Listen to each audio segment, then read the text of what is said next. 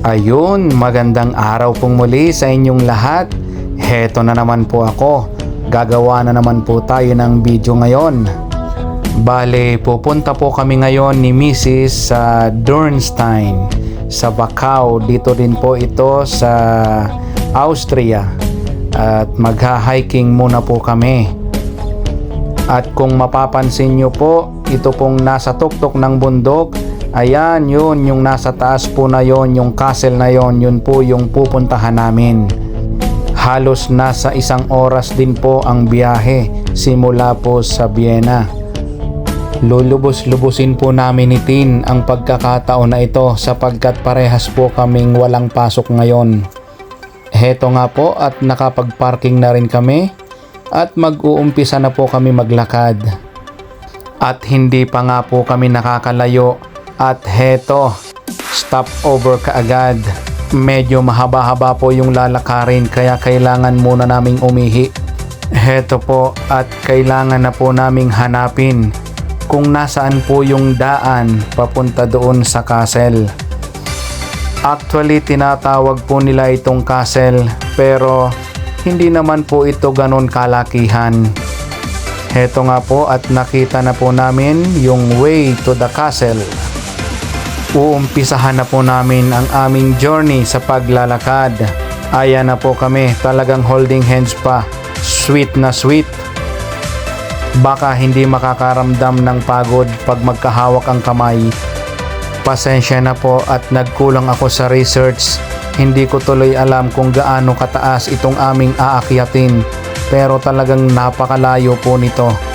At habang kami po ay paakyat, ay marami rin pong mga magagandang view na pwede nyo na po kaagad pagpicturan. At sa amin pong pag-akyat ay meron po kaming nakitang aming ikinagulat.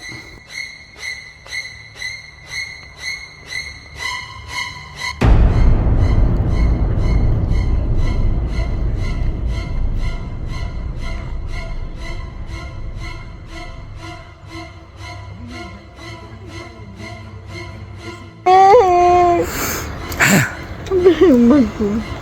Malaglag. Gago. Takot ako malaglag niya, hindi doon sa... Hindi, may ahas po. Pochi.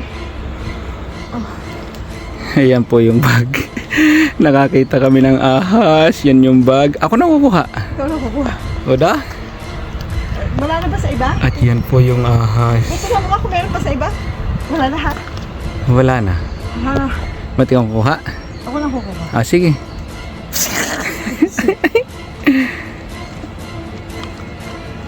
Bilisan mo lang. Wala na.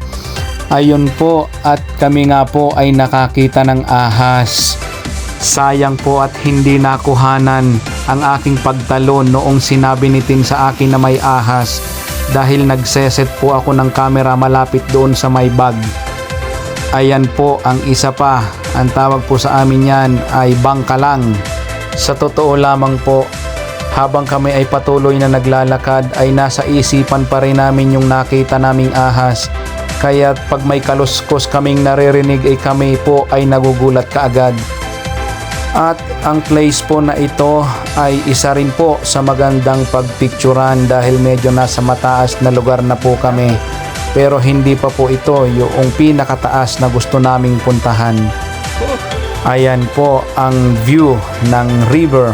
Talagang napakaganda po ng place na ito.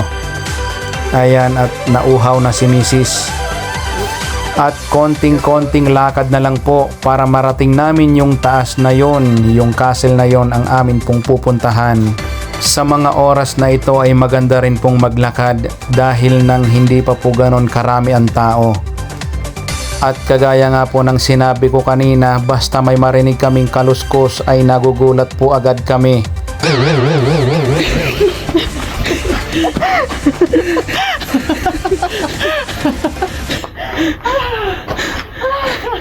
Ayan po at may nakita na naman kami dyan sa may damuhan na yan. Kaya nagulat kami pero bangkalang lang po pala.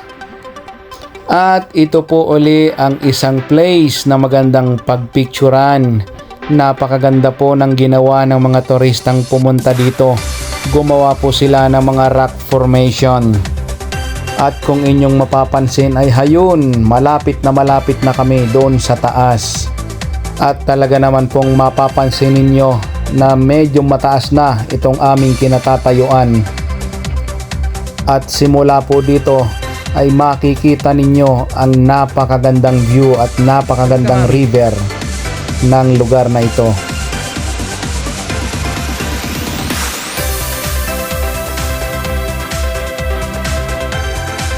After nga po namin magpicture at heto, nag-umpisa na po ulit kaming maglakad. Medyo malapit na po kami dito sa pinakataas. At ayon po sa kwento ay dito po ikinulong si Lionheart. Siya po ay British. Ikinulong po siya dito at saka ipinatubos. Kayo na po ang bahalang mag-research kung sino man po siya. Yan po ang pinagkulungan sa kanya. Hindi ko po alam kung gaano po siya katagal ikinulong dito, pero hanggang sa may mga nagpasabog din daw po dito para makuha siya. At after nga po nito ay heto, malapit na po kami sa tuktok. Ayan po, at talagang napakataas na ng aming kinatatayuan. Eto na nga po, at narating na namin ang pinakatuktok ng amin pong gustong puntahan. At talaga naman pong inyong masasaksihan ang ganda ng lugar na ito kapag narating ninyo ang tuktok ng bundok na ito. Napakaganda po ng lugar, napakalinis at fresh na fresh po ang simoy ng hangin. Bali simula po doon sa baba hanggang dito ay nilakad po namin ito ng mahigit 2 oras. Kaya naman po sinulit na namin ang pagpipicture para naman marami kaming remembrance sa lugar na ito. At after po ng ilang minuto na pahinga ay nag-umpisa na rin po kaming bumaba, pero may inakyatan lang ako na sa tingin ko'y karapat dapat sa akin ang ipako dito. Heto nga po, at sa aming paglalakad pabalik ay meron na naman po kaming nakita. Sa totoo lamang po, habang kami naglalakad pabalik ay talagang kami po ay kinikilabutan pa rin. Hindi ko na po naipakita kung papaano po kami naglakad pabalik, ngunit heto, narating na po namin ulit ang Kapatagan. At kahit po view dito sa baba ay talagang napakaganda, napakaaliwalas po ng kapaligiran. At ito po ang aming mga pictures sa journey na ito. Wow!